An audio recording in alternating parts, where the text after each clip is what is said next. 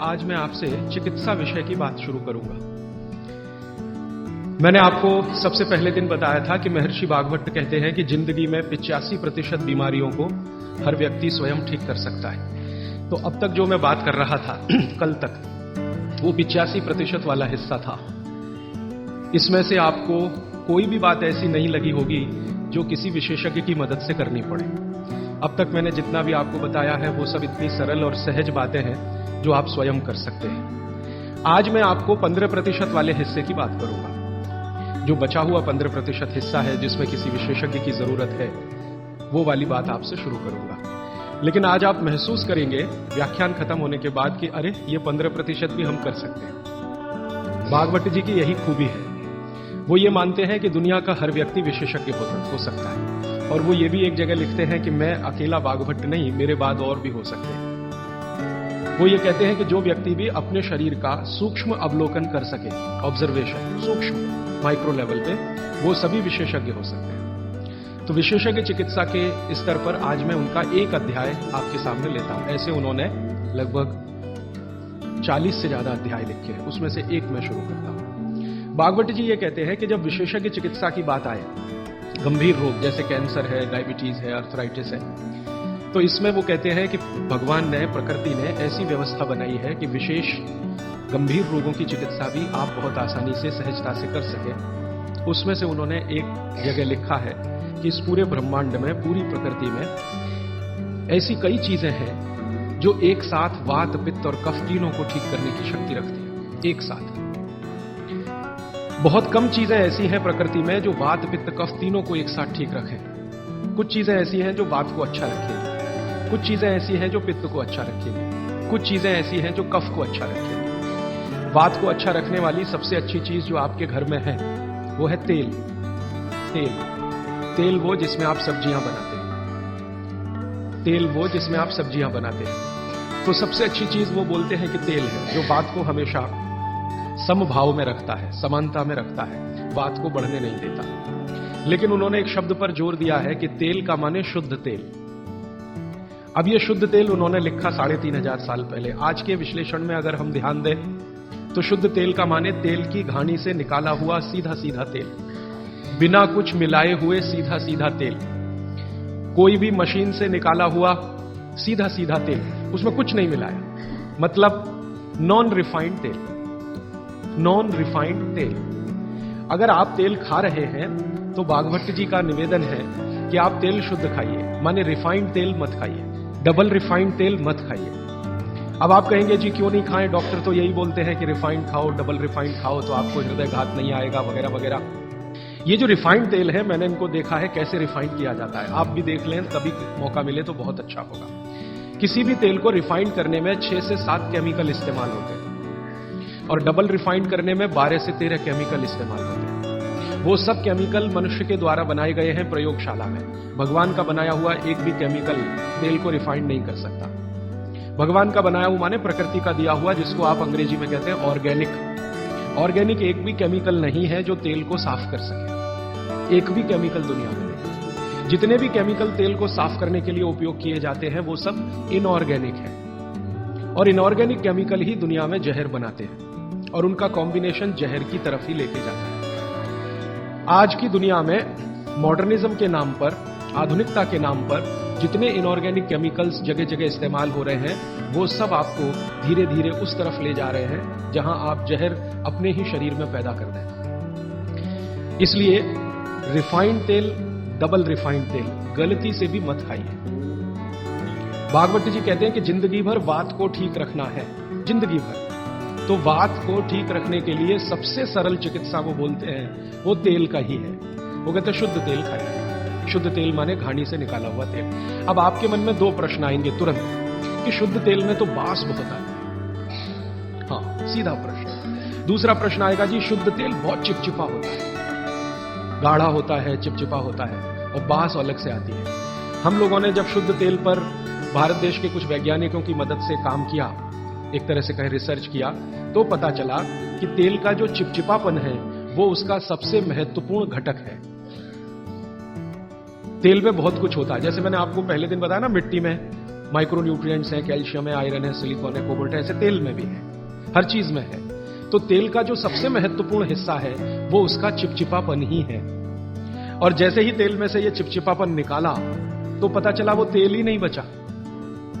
तेल जिस चीज के लिए खाया जाता है वो बचा ही नहीं, वो हिस्सा ही गायब हो गया। फिर हमने देखा कि तेल में जो बास आ रही है, बास, वो उसका प्रोटीन कंटेंट है। तेल में प्रोटीन बहुत है। जैसे आपने सुना है दालों में प्रोटीन होता है, दालों में प्रोटीन सबसे ज्यादा है, भगवान का, ईश्वर का दिया हुआ। दालों के बाद दूसरे नंबर पर जो प्रोटीन सबसे ज्यादा है वो तेलों में है।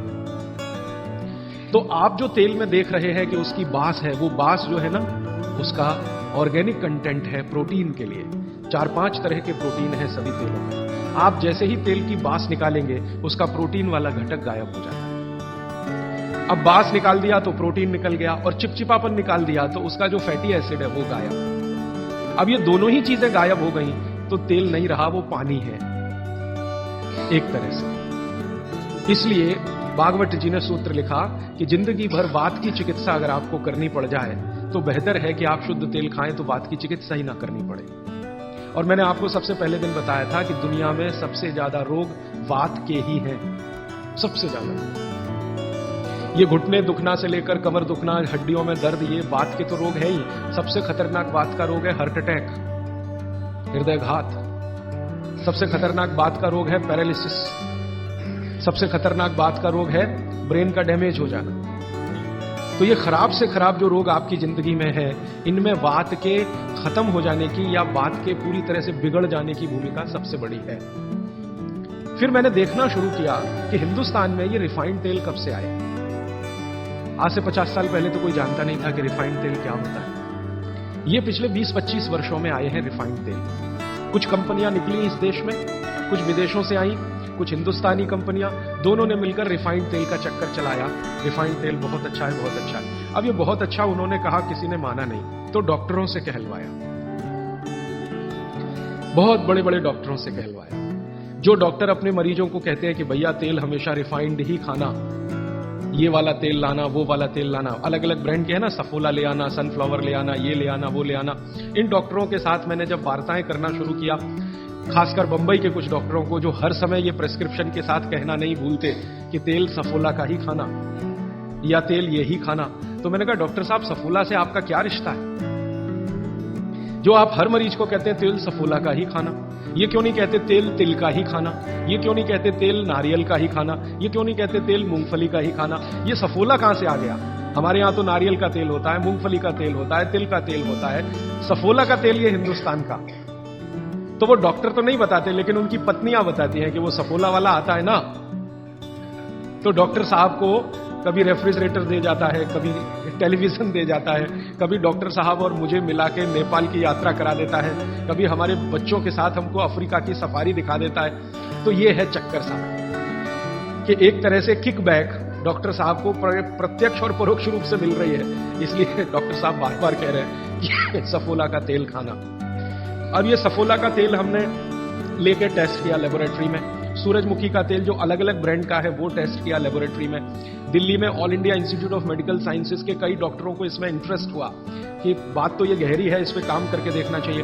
तो वो डॉक्टरों ने जो कुछ भी निकाल के दिया है रिसर्च के रूप में, है तो बहुत मोटा हिस्सा, अगर बात करूं तो बहुत दिन बीत जाएंगे, उसका निष्कर्ष एक वाक्य में बता देता हूं कि तेल में जैसे ही आप बास को निकालेंगे और उसका चिपचिपापन हटाएंगे, वो तेल ही नहीं रहता, तेल के सारे महत्वपूर्ण घटक निकल जाते हैं। और डबल रिफाइंड में तो कुछ भी नहीं बचता। डबल रिफाइंड तो बिल्कुल छूछ है, कुछ है ही नहीं उसमें, और आप उसको खा रहे हैं।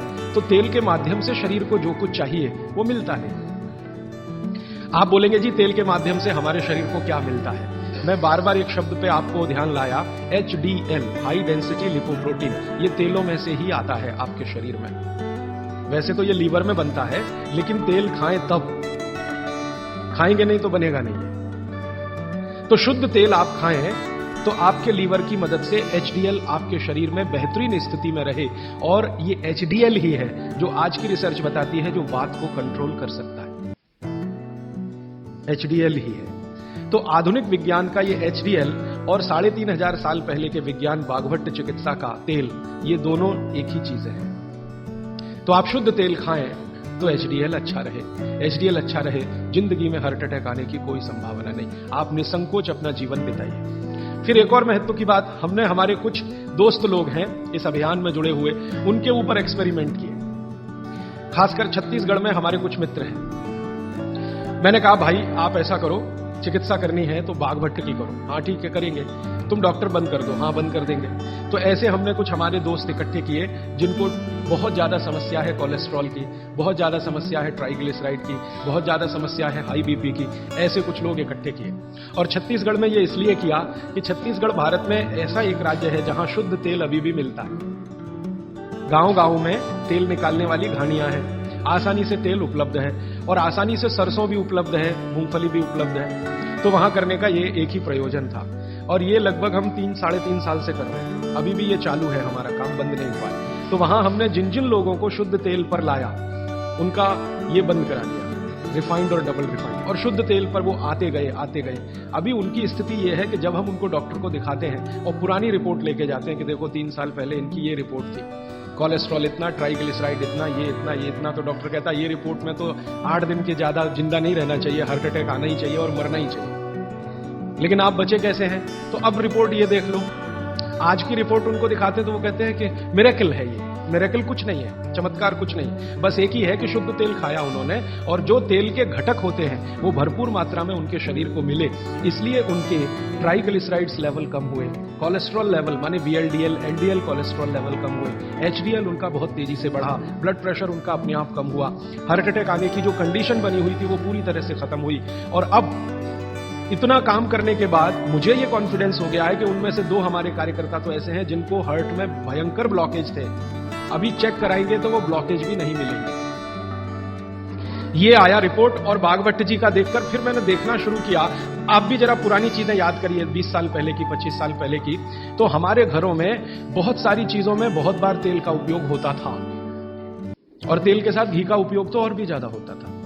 तेल और घी एक ही कैटेगरी मान लें आधुनिक विज्ञान के हिसाब से, वैसे आयुर्वेद के हिसाब से दोनों अलग कैटेगरी हैं, लेकिन 1 मिनट के लिए मान लें हम, कितने बार हम घी का उपयोग करते थे घरों में। शीरा बना रहे हैं, हलवा बना रहे हैं, बिना घी के बन नहीं रहा है, दाल में घी खा रहे हैं, रोटियों पे घी खा रहे हैं, सब्जियों में घी खा रहे हैं और फिर सब्जियां तेल में बना रहे हैं। आप जरा कल्पना तो करिए, कितनी जगह तेल तेल तेल, कितनी जगह घी घी घी। और 40 साल पहले मैंने तो नहीं सुना, पता नहीं आपने सुना, मेरे पिताजी को मैं पूछता हूं कि कितने हार्ट अटैक होते थे, तो मेरे पिताजी कहते अपने परिवार में तो एक भी नहीं हुआ। शायद आप 40 साल पहले के अपने परिवारों को देखें तो आपको भी पता चलेगा किसी को नहीं हुआ। तो जब उतना हम तेल और घी उपयोग कर रहे थे अपने दैनिक जीवन में, हमको हार्ट अटैक नहीं हो रहे थे। ये पिछले 10-12 वर्षों में क्या ऐसा हो गया जो इतने हार्ट अटैक हो रहे हैं? परसों किसी ने मुझे कहा कि 17 साल के एक बच्चे ने हार्ट का ऑपरेशन कराया अभी यहां चेन्नई में, अपोलो में या पता नहीं कहां। अब 17 साल की उम्र में आपको बाईपास करवाना पड़े, एंजियोप्लास्टी करानी पड़े, ये तो दुखद स्थिति है। और ये दुखद स्थिति बहुत दिन समझने के बाद पैदा हुई है रिफाइंड तेलों से, डबल रिफाइंड तेलों से। तो बाघभट्ट सूत्र के अनुसार आज मैं आपको विनती करता हूं कि जिंदगी भर वात की बीमारियों से अगर बचना है आपको, तो तेल शुद्ध खाइए, तेल एकदम शुद्ध खाइए। अब आपका तुरंत अगला प्रश्न आएगा, जी चेन्नई में मिलता नहीं, दुनिया में ऐसी कोई चीज नहीं है जो कहीं ना मिले। अर्थशास्त्र ये कहता है कि आप डिमांड खड़ी करो, हर चीज की सप्लाई होती है। जब रिफाइंड और डबल रिफाइंड तेल बिक सकता है तो शुद्ध तेल भी यहीं मिलेगा।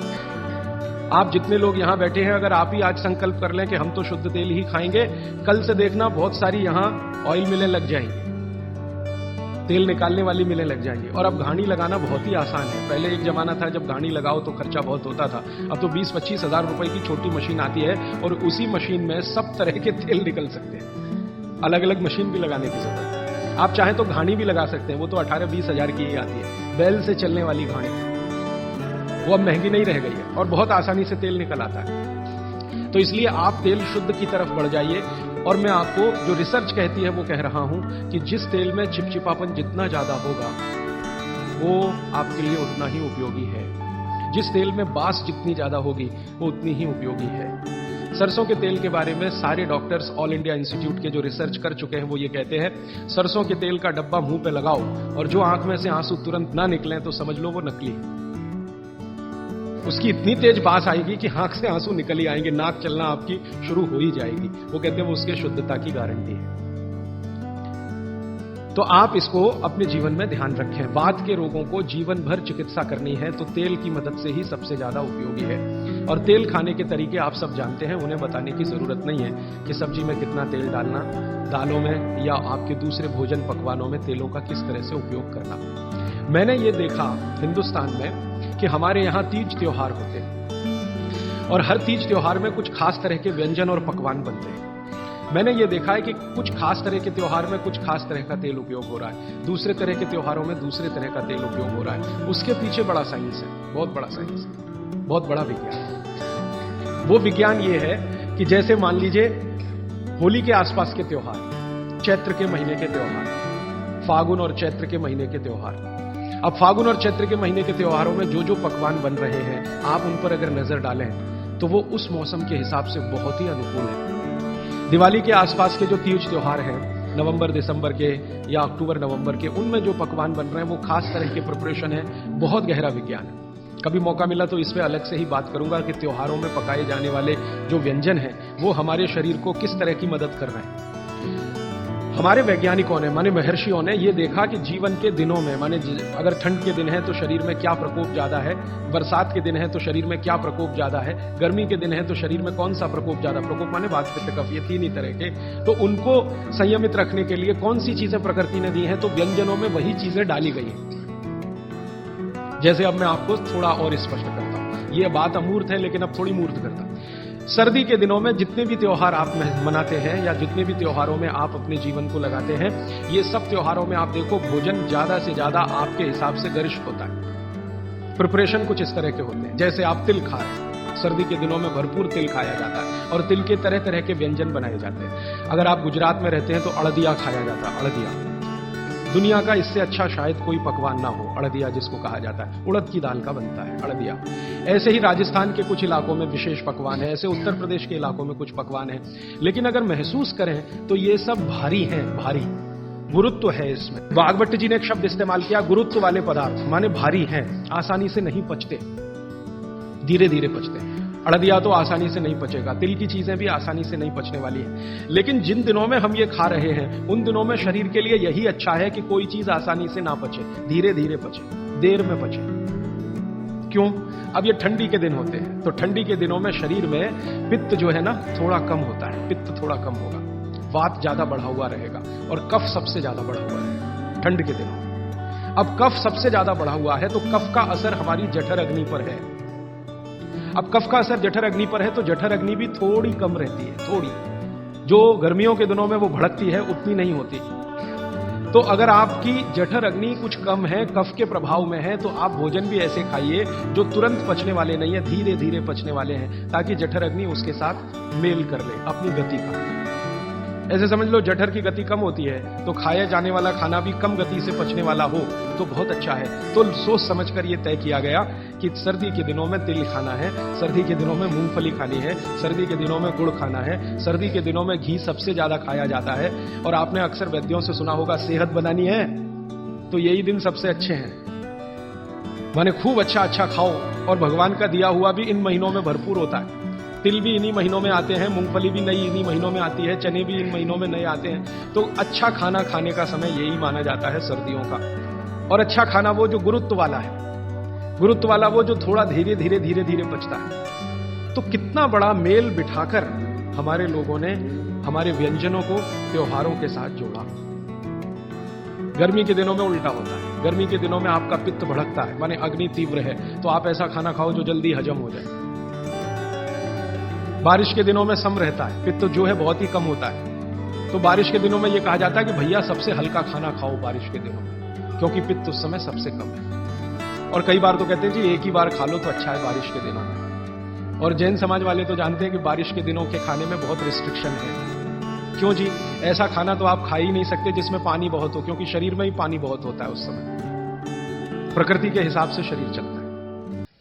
तो बारिश के दिनों में अक्सर आपने सुना है जैन साधु संतों के मुंह से कि हरा पत्ती का सब्जी मत खाओ, हरा सब्जियां मत खाओ, ये वगैरह वगैरह। हरी पत्ती की सभी सब्जियां बहुत पानी भरी बनती, पानी शरीर में ही पहले से ज्यादा है क्योंकि बारिश में नमी ज्यादा है। तो आप ज्यादा पानी के शिकार होंगे। ज्यादा पानी भी अच्छा नहीं है, कम पानी भी अच्छा नहीं है। तो इसलिए साधु संत जो कहते हैं वो भी कुछ विज्ञान के आधार पर कहते हैं। बस अंतर इतना ही है कि हमारे दिमाग में क्यों इतना गहरा घुसा हुआ है कि जब तक क्यों एक्सप्लेन कोई नहीं करता हम ना उसकी बात सुनते हैं ना मानते। तो अपने देश में भागवत जी के अनुसार वात की चिकित्सा जिंदगी भर अच्छी रहे आपकी तो तेल शुद्ध खाइए, ये एक सूत्र। अब दूसरा सूत्र वो कहते हैं कि पित्त की चिकित्सा, पित्त जिंदगी भर आपका ठीक रहे, आपको तकलीफ ही ना आए, तो कहते हैं देशी गाय का घी खाइए।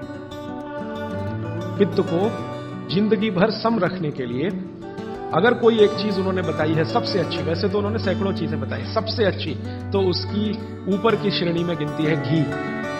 घी माने गाय का घी। भैंस के घी के लिए उन्होंने बोला है, लेकिन उन्होंने कहा है कि वो एक ही कैटेगरी के लोगों के लिए है जो कुश्ती लड़ते हैं। कुश्ती लड़ते हैं माने पहलवानी करते हैं, दंड बैठक लगाते हैं, पहलवानी करते हैं, वो घुमाते हैं। इनके लिए उन्होंने कहा है कि ये गाय का घी कभी ना खाएं, ये भैंस का ही घी खाएं, क्योंकि होना ही उनको भैंस के जैसा है। आपके लिए नहीं है, आप सदगृहस्थ हैं, ना आपको कुश्ती लड़नी है, ना आपको पहलवानी करनी है, ना आपको दंड बैठक लगानी है, ना आपको रेस जीतनी है, आपको तो जीवन अपना चलाना है ठीक तरीके से। तो आपके लिए है गाय का घी। और पहलवान जो कुश्ती लड़ रहे हैं, अखाड़े में दंड बैठक लगा रहे हैं, मुगदर घुमा रहे हैं वगैरह वगैरह, इनके लिए है भैंस का घी। भागवत जी कहते हैं कि वो अगर गाय का घी खाएंगे तो बीमार पड़ेंगे, और आपने अगर भैंस का घी खाया तो आप तकलीफ में आएंगे। तो जिंदगी भर पित्त आपका ठीक रहे, पित्त से होने वाली बीमारियां ना हो, तो आप गाय का घी खाते रहिए। और तीसरी बात वो कहते हैं कफ। कफ को जिंदगी भर शांत रखना है, शमित रखना है, सम अवस्था में रखना है। तो सबसे अच्छी चीज जो उन्होंने बताई, वैसे तो सैकड़ों हैं, लेकिन मैं सबसे अच्छी चीज पहले बता रहा हूं। वो कहते हैं नंबर 1 की चीज है कफ को शांत रखने के लिए, वो है गुड़। और ऑब्लिक करके उन्होंने एक चीज बताई है, शहद। तो वो कहते हैं कि जो शहद खा सकते हैं वो शहद खाएं, जो नहीं खा सकते वो गुड़ खाएं। अब आप में से जो जैन सिद्धांतों का पालन करने वाले हैं उनके लिए है गुड़, और जो जैन सिद्धांतों का पालन नहीं करते वो शहद भी ले सकते हैं। तो 3 चीजों की अब बात मैं कर रहा हूं। पहली चीज हो गई शुद्ध तेल, दूसरी चीज हो गई गाय का घी, और तीसरा हो गया गुड़। उल्टे से शुरू करता हूं, गुड़ कफ को कैसे शांत रखेगा। आधुनिक विज्ञान की जानकारी कुछ मैं आपको इसमें जोड़ना चाहता हूं। कफ जब भी बिगड़ता है, कफ जब भी बिगड़ता है तो शरीर में एक तत्व की बहुत कमी आ जाती है, वो है फास्फोरस। केमिकल है एक फास्फोरस। जब भी कफ बिगड़ेगा तो आप समझ लो आपके शरीर में फास्फोरस की कमी है। और फास्फोरस का एक छोटा भाई भी है, आर्सेनिक। आर्सेनिक वैसे तो शरीर में ना रहे तो अच्छा है क्योंकि जहर है, लेकिन बहुत मामूली मात्रा में रहे तो फास्फोरस को ताकत देता है आर्सेनिक। फास्फोरस का कॉम्प्लीमेंट्री है आर्सेनिक, ये केमिस्ट्री की बात है। अब आप समझ लीजिए कि कफ आपके शरीर में बढ़ गया, इसका माने फास्फोरस कम हो गया। तो भागवत जी ने कितनी इंटेलिजेंसी से चुना, गुड़ खाओ। हमने गुड़ को जब टेस्ट किया लेबोरेटरी में तो उसमें सबसे ज्यादा फास्फोरस ही है। गुड़ में सबसे ज्यादा फास्फोरस है। हालांकि उसमें थोड़ा मात्रा में आर्सेनिक भी है, लेकिन फास्फोरस उसमें सबसे ज्यादा मात्रा में है। और गुड़ जो बना है ना, किससे बना है? गन्ने के रस से। तो गन्ने के रस को टेस्ट किया तो पता चला गन्ने के रस में फास्फोरस है, लेकिन गन्ने के रस से ज्यादा गुड़ में है। गन्ने के रस में भी फास्फोरस है, लेकिन उससे ज्यादा गुड़ में है। तो क्या किया हमने? गन्ने के रस को गर्म किया। तो गर्म करने की जो प्रक्रिया है, इसमें फास्फोरस घटा नहीं, बढ़ा। ये पता नहीं क्या अद्भुत विज्ञान है। तो भागवत जी ने यह नहीं कहा कि गन्ने का रस पियो, उन्होंने कहा गुड़ खाओ। गन्ने के रस को भी वो कह सकते थे क्योंकि फास्फोरस उसमें है, लेकिन गन्ने के रस से ज्यादा बेहतरीन स्थिति का फास्फोरस गुड़ में है, जो सबसे जल्दी हजम होता है। ये गुड़ ऐसी अद्भुत चीज है जो 1 दिन के बच्चे को भी खिलाया जा सकता है। 1 दिन के बच्चे, आज बच्चा पैदा हुआ, आप शाम को उसे गुड़ दे सकते हैं, आज ही दे सकते हैं। हाँ, तो आप जो है एक ऐसी स्थिति में है जहां आपके पास कई चीजें उपलब्ध हैं, उनमें से भागवती जी चुनकर दे रहे हैं कि देखो ये है। अब गुड़ बनाने के पहले एक और चीज बनती है जिसको मराठी में कहते हैं काकवी, तरल गुड़ कहिए उसको, तरल गुड़। राब कहते हैं कई लोग उसको, राब, राजस्थान में राब कहते हैं। वो ये कहते हैं कि गुड़ और राब में आपके पास अगर चॉइस है तो राब खाइए, वो गुड़ से भी ज्यादा अच्छी है। तो राब हमने बनवाई और उसको टेस्ट किया लेबोरेटरी में, तो गुड़ से बेहतरीन स्थिति का फास्फोरस राब में है। तो आपकी जिंदगी का इसको हिस्सा बना लीजिए, हिस्सा। कफ की जिंदगी में तकलीफ कभी भी नहीं आए जो आप राब और गुड़ खाएं। ये आपकी जिंदगी का हिस्सा हो जाना चाहिए। अब आप पूछेंगे जी कौन सा गुड़ खाएं? बाजार में कई तरह के गुड़ हैं। एक गुड़ है जो बहुत गोरे रंग का होता है, सफेद सफेद होता है। जो गुड़ का रंग जितना ज्यादा साफ वो उतना ही बड़ा जहर। आप कहेंगे जी ये गुड़ तो बहुत ही बढ़िया है, एकदम सफेद। ये सफेद रंग के चक्कर में हम बर्बाद हो गए। जब से अंग्रेज आए ना, हमारे दिमाग में भूत घुस गया। हर चीज हमें गोरी चाहिए, हर चीज गोरी, हर एक रंग सफेद चाहिए। हाँ, मैं रविवार का अखबार जब पढ़ता हूं ना तो मैट्रिमोनियल कॉलम्स आते हैं। सबको गोरी पत्नी चाहिए, भले चाहने वाला चिक्कट काला हो, उसको गोरी ही चाहिए। भागवत जी कहते हैं कि प्रकृति में, आप इसको ध्यान से सुनिए, प्रकृति में जिन चीजों का रंग जितना ज्यादा सफेद है वो उतनी ही आपके लिए अनुकूल नहीं है। इसको ध्यान से समझिए। प्रकृति में जिन चीजों का रंग जितना ज्यादा सफेद है वो आपके अनुकूल नहीं है। उदाहरण के लिए भैंस का दूध बहुत सफेद है, वो पहलवान के लिए है, आपके लिए नहीं है भैंस का दूध। और गाय का दूध एकदम पीला है, पीला सफेद नहीं है गाय का दूध, वो अनुकूलता ज्यादा है। तो प्रकृति में गन्ना है ना, गन्ने का रस कभी भी सफेद नहीं होता, आपने तो देखा है ना अच्छे से। गन्ने का रस तो हरा हरा ही होता है। फिर ये सफेदी कहां से आई? मैं आपको बहुत विनम्रता पूर्वक कहता हूं, ये सफेदी आती है निरमा वॉशिंग पाउडर से, और ज्यादा सफेदी आती है एरियल से, प्रॉक्टर एंड गैम्बल का एरियल। और आपको अब मैं जो कहने जा रहा हूं वो आप कभी विश्वास करें या ना करें, लेकिन सच यही है कि गुड़ बनाने वाले आपका जो सफेदी का लालच है ना, सफेदी के प्रति आपका मोह, उसको ध्यान में रखते हुए इतना निरमा डालते हैं, इतना वॉशिंग पाउडर उसमें डालते हैं गन्ने के रस में कि वो गुड़ का रंग ही बदल जाता है। तो ये सफेद गुड़, एकदम व्हाइट कलर का गुड़, ये तो बहुत ही खतरनाक है, बहुत ही खराब है। इसको तो गलती से भी छूइए मत। तो फिर आप कहेंगे जी गुड़ कौन सा अच्छा है? गुड़ का जो नेचुरल कलर है वो वही है जो चॉकलेट का होता है। चॉकलेट आपने देखी है, जिस रंग की चॉकलेट है रंग वही गुड़ का सबसे अच्छा। तो गुड़ खरीदते समय ध्यान रखिए, तांबई कलर का, जिसको हम कहते हैं तांबई कलर, कॉपर कलर का जो गुड़ है वो दुनिया का सबसे अच्छा गुड़ है। तो गुड़ जब लाएं खरीद कर खाने के लिए तो दुकान वाले को बोल कर लाइए कि भाई हमको ये सफेद वाला नहीं चाहिए। तो कहेगा कौन सा चाहिए? तो वो जो काला काला सा थोड़ा चॉकलेटी कलर का गहरे लाल रंग का वो दे दो। तो वो भी है उसके पास, वो अंदर रखता है, क्योंकि उसे मालूम है आप लेने वाले हैं नहीं उसे, तो वो अंदर रखता तो है। आप जब मांगोगे तो वो वही लेके आएगा। ये गुड़ जहां से भी बनकर आ रहा है वहां फिर संदेशा जाएगा, ये सफेद बंद कर दो, कोई मांग नहीं रहा, कोई ले नहीं रहा, सबको अब वही चाहिए। तो गुड़ की सप्लाई बदल जाएगी, ये गुड़ ही खाए। अब मैं जो और गहरी बात पे जा रहा हूं, भागवत जी कहते हैं कि दुनिया में गुड़ के अतिरिक्त जो मिठाइयां हैं, गुड़ के अतिरिक्त, वो आपके लिए बहुत अच्छी नहीं है। अब गुड़ के अतिरिक्त मिठाई में जरा चले तो क्या है? चीनी। आज के समय में, भागवत जी के समय चीनी नहीं थी, इसलिए उन्होंने उस पर कोई सूत्र नहीं लिखा, क्योंकि उन्हें कोई कल्पना भी नहीं थी कि चीनी बना लेगा आदमी। अब ये चीनी बहुत खराब है। चीनी और गुड़ का एक ही रॉ मटेरियल है, आप जानते हैं। गन्ने के रस में से ही चीनी बनती है और गन्ने के रस में से ही गुड़ बनता है। बस दो अलग अलग सभ्यताओं का इसमें फर्क है। एक है सभ्यता यूरोप और अमेरिका की, जहां से चीनी आई, और दूसरी सभ्यता है भारत की, जहां से गुड़ आया।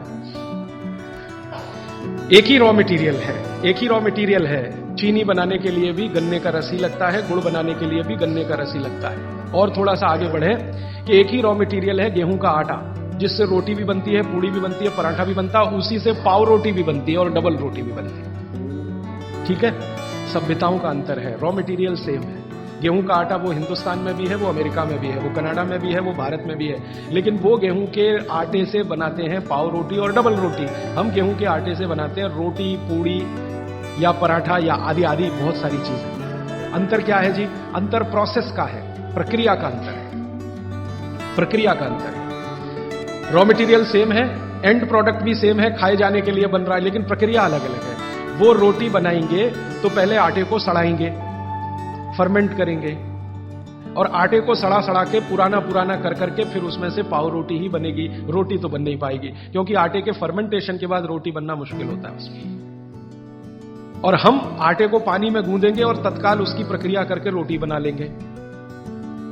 वो प्रक्रिया नहीं कर पाते क्योंकि उनको कोई सिखाने वाला नहीं, कोई यूनिवर्सिटी नहीं, कोई कॉलेज नहीं। इसी तरह से उनके यहाँ शक्कर में होता है कि गन्ने के रस को, कई देशों में गन्ना उत्पन्न होता है, ब्राजील में, मैक्सिको में वगैरह वगैरह, तो वो गन्ने के रस को प्रोसेस करते करते चीनी बना लेते हैं। हम चीनी की तरफ नहीं गए, हमने गुड़ ही बनाया, क्योंकि चीनी बनते ही, अब आप ध्यान देना जो मैं कहने जा रहा हूं, चीनी बनते ही फास्फोरस खत्म होता है। चीनी बनते ही फास्फोरस खत्म होता है, और आपको चाहिए फास्फोरस कफ का शमन करने के लिए। अब वो है ही नहीं चीनी में, तो आप जो चीनी खा रहे हैं वो जिस उद्देश्य के लिए खा रहे हैं वो पूर्ति ही नहीं होती। और चीनी एक ऐसा केमिकल है, अगर मैं ब्लैक बोर्ड लेके चौक पे समझाना शुरू करूं तो समय थोड़ा ज्यादा लगेगा, लेकिन अंतिम बात आप जल्दी समझ जाएं। चीनी जब आपके शरीर में जाती है और ये टूटती है, हर चीज अंदर जाके टूटती है माने पचती, तो इसके सबसे अंत में जो बनता है वो एसिड है। और गुड़ जब शरीर में जाता है और टूटता है तो इसके सबसे अंत में जो बनता है वो क्षार है। अब मैंने आपसे थोड़े दिन पहले कहा था, पता नहीं याद है कि नहीं, पेट में हमेशा अम्ल है, ठीक है। अब पेट में तो अम्ल पहले से है ही, प्रकृति का दिया हुआ। आपने चीनी खाई, चीनी में से भी अम्ल ही निकला, तो अम्ल तो बढ़ गया ना जरूरत से ज्यादा।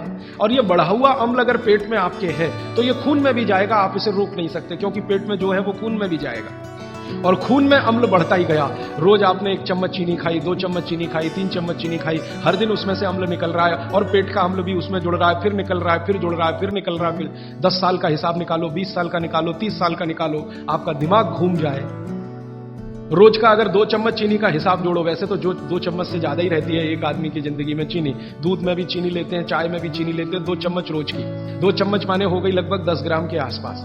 तो 10 ग्राम चीनी रोज की, 1 साल में कितनी, 10 साल में कितनी, 30 साल में कितनी, 40 साल में कितनी, हिसाब निकालोगे ना तो मरते समय तक 1 बोरा चीनी तो कोई भी खा लेता है, 100 किलो तक। अब इतनी चीनी खा के जो एसिड बनेगा वो कहां जाएगा? बेचारा आपका किडनी जितना निकाल सकता है वो निकालने की कोशिश करेगा, लेकिन सब नहीं निकाल पाया, तो ये रक्त में ही रहेगा। और यही एसिड है जो वात के रोग आपको पैदा करेगा। तो इसलिए चीनी और गुड़ एक ही चीज में से बनने वाली 2 मीठी वस्तुएं हैं, लेकिन गुड़ में क्या है, गुड़ जब आप खाएंगे, फास्फोरस किसी भी चीज में रहे, क्षारपन ही रखता है उस चीज को, माने उसमें एल्कलाइन की प्रॉपर्टी ही रहती है। तो गुड़ कितना भी खाएंगे क्षार ही बनेगा, और वो क्षार पेट के अम्ल को बैलेंस करता रहेगा, तो पेट की अम्लता बढ़ने नहीं पाएगी, तो जिंदगी आपकी सुखद और निरोगी होती जाएगी।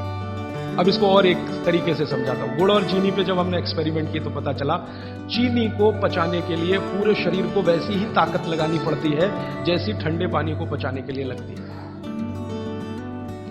पूरा शरीर झुक जाता है, तब चीनी जाके पचती है, और सबसे देर में पचती है। आपने जो दाल खाई है वो पच जाएगी, गेहूं पच जाएगा, चना पच जाएगा, मटर पच जाएगी, चीनी सबसे अंत में जाके पचेगी, और उसको पचाना पड़ता है। लेकिन गुड़ दुनिया में ऐसी अद्भुत चीज है जो बनाई हिंदुस्तानियों ने, कि गुड़ सबको पचा देता है। गुड़ तो सब चीज को पचा देता है, चीनी को पचाना पड़ता है। मेरी बात समझ में आ रही है आपको? गुड़ हर चीज को पचा देगा, खुद ताकत लगा देगा।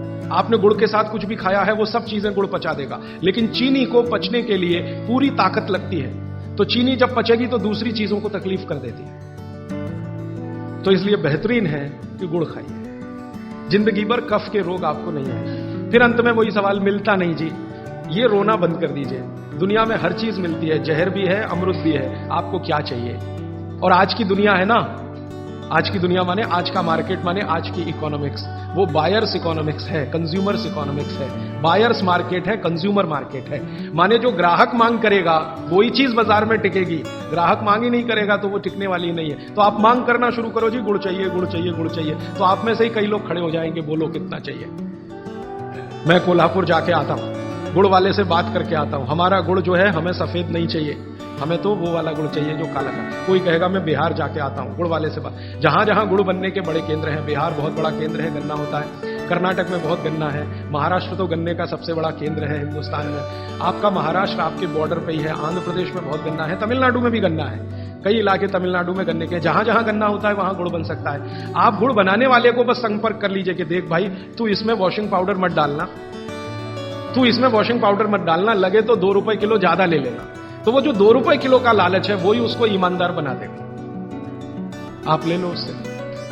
वो कहता है जी मेरा गुड़ 15 रुपए किलो, आपको मैं 17 रुपए किलो ले लूंगा, तुम इसमें ये जहर मत डालना। और वो 2 रुपए किलो आपने जो ज्यादा दिया वो जिंदगी के लिए कोई घटिया सौदा नहीं है, बहुत फायदे का सौदा है।